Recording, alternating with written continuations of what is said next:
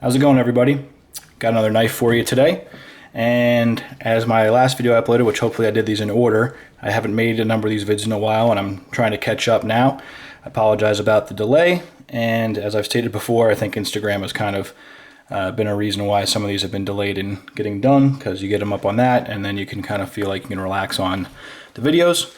But as I've seen some of the other people that have kind of slowed down, and I realized that I slowed down too, then I saw one or two of those guys pick back up, and it kind of inspired me to get back into these. So, have for you today a Brouse Blades.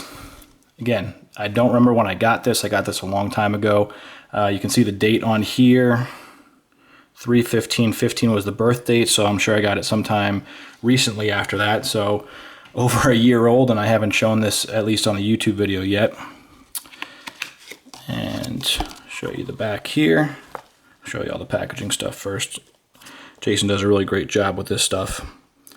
So model name the Enforcer, serial number 173 of 500, G10, D2, all the standard specs from Jason, especially with the steel, the D2. And then his business card there. So packaging, excellent as always, love it. You guys have seen it before, get that out of the way. So we have the knife, the Karambit flipper, something that I had always wanted to see. I know there's been a few probably lower end knives that have had some kind of flipper on the Karambit before, but really there hasn't been a ton of it. And obviously, me being a flipper guy, that's kind of the knife that I enjoy, a manual flipper knife. It was kind of cool to see this come to fruition. Really nice G10 on here. You can kind of see the different wave pattern within it. Smooth, but there is some grip to it that you can hold on to. You can see the jimping on here. And focus 173 of 500. The very long back spacer, which I believe is G10 as well. Pocket clip integrated nicely on there. And the knife here. So this is a satin finish, which is my preferred blade finish from Jason Brouse's knives. I know he does all the options, stone wash and acid stone wash, satin. I believe there's one other one. Oh, the coating, the DLC or Cerakote black finish on them, and then also I think a stone washed Cerakote black version. I just love his satin. I think he does a really nice job. The finish on it always looks good. You guys can see it here. Nice gleam to it.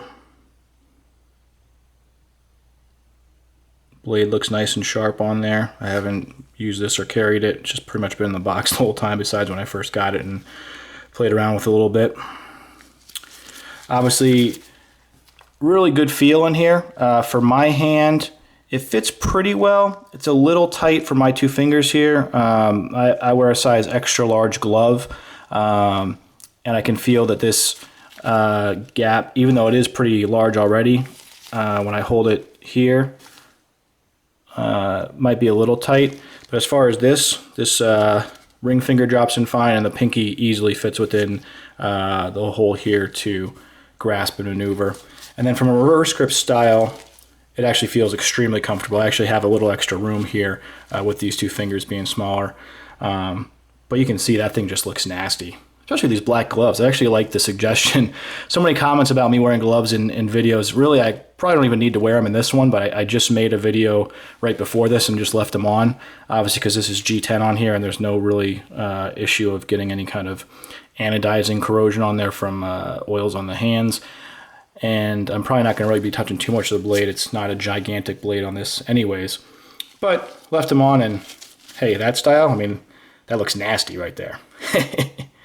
Obviously a very aggressive blade style here.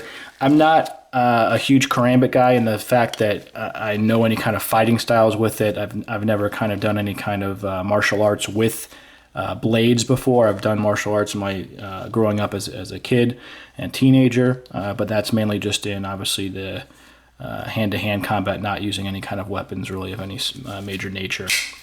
But you can see the action on it's nice. You know, standard Jason Brouse action on here. Give you a shot of the inside. Just a really nice, good fit and finish on here. Early lockup. Not too much extra badging on the blade, just the logo, and that's it. It's obviously a D2 blade, like it showed in the certificate. But I really like this full length backspacer. I enjoy the pocket clip on here. Good retention, easy to slide into the pocket. I just love this kind of style with just a little lip here where it drops right in. I think when these first I got this one directly from Jason, there was an option. I think it was the people that ordered the first 50 of these. If you asked, he would put jimping on here, a deep rivet jimping, that when you pulled out of the pocket would catch to deploy it. Obviously somewhat like the wave feature. I misinterpreted that, thinking that if you just pre-ordered it, it would automatically come that way. I think it was you had to pre-order it, be the first 50, and request it, and then you would get it. I do wish I had asked for that. I've debated about sending it in to get it done. I don't know if he could do it or not. I would assume so. I'd have to check with him. It's so late now, and after having this knife a while, I've just kind of realized that as nice as a novelty it is, and as much as I'm glad that they finally put a flipper on a Karambit, a Karambit of good quality, it just isn't like a regular knife when you flip it out. I mean, it's just such a short swing on here. It doesn't seem like it, but when you flip it, it's almost like the second you pull it, it's open. It almost feels like it's a false stop, like it's stopping too soon. And you have to come so far up on it to pull it back. But for me, having large hands, it's not that big a deal because you can see I can still keep the pinky in the hole. This doesn't sound that great in the hole. With my hand on the flipper, so you can flip it and then drop right into this pose here. Now from the reverse side, there's really nothing you can do to, I guess you could do some kind of weird thing like that and then drop your hands in. But yeah, I think if I had gotten it with the, what do you call it, like the notches here that would have caught it on the pocket, it would have been a little, something that may have wanted me to keep it in the collection. And then possibly, maybe if I'd held out and waited till they did the carbon fiber on here, or maybe done some kind of custom scale. But at this point, I think I am going to sell this. Like you can see, I've had it just, a little over a year, haven't carried it, cut anything with it. It's pretty much brand new with the packaging, but eventually I think I will put it up for sale. It was nice to have and check out, and I think Brouse Blades did an awesome job with this. I just realized that really Karambits just aren't my cup of tea. I do appreciate them, and I respect all the guys out there that collect these and also utilize them to their full potential, and I'd rather get it into one of their hands that can obviously appreciate it and utilize it much more than I ever will. So, great knife. I'm going to try and keep this under 10 minutes, as I kind of mentioned in the last video I did, trying to keep these much shorter than the 20-minute ones I was doing in the past. But wanted to show you that. I'll show you some size comparisons real quick. Here is the Silent Soldier, full titanium and full blade without the hole in it. So you can kind of see something not exactly similar to a Karambit, but you can see this is more in a Karambit type style knife with the curvature to it. And just to give you the size on it, and let's see about thickness on these.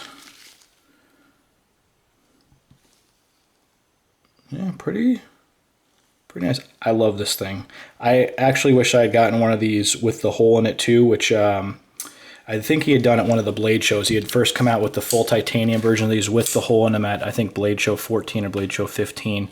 I got this one in the first run of these. But this thing is awesome. You can hear how awesome that sound is. So just listen to that schnicked. Oh, it's nice. It's nice. And I think you can understand what I'm talking about when you hear this. It's good. It's solid. It's just so quick and stops so abruptly. I don't know. It just doesn't give that satisfactory feel that I get from a regular flipper. And then for some other size comparison, I'll show you this. The Lansky, I think this is the X9, if I remember correctly. Oh, terrible opening there. This is what happens when you go from flipping Brouse blades to a standard production knife. There we go. So, show you that there, just as another size comparison. I still got it. Okay, I was worried there for a minute. So that is the thoughts on this one. Like I said, very cool knife. I was glad that I got it and have checked it out. Eventually, hopefully we'll get it in someone's hands that can utilize it much more than I ever will. But very nice looking piece, and I hope you guys enjoyed it. Let me know if you have any questions on it, and I'm going to keep rolling with some more vids. So beyond that, I'm going to try and hopefully not miss stuff that I used to do in the past. I didn't do any sharpness tests or paper cutting tests on the last one or this one. Maybe in the future I'll try to catch up and do a little bit on that too. So that's it. I will catch you guys later.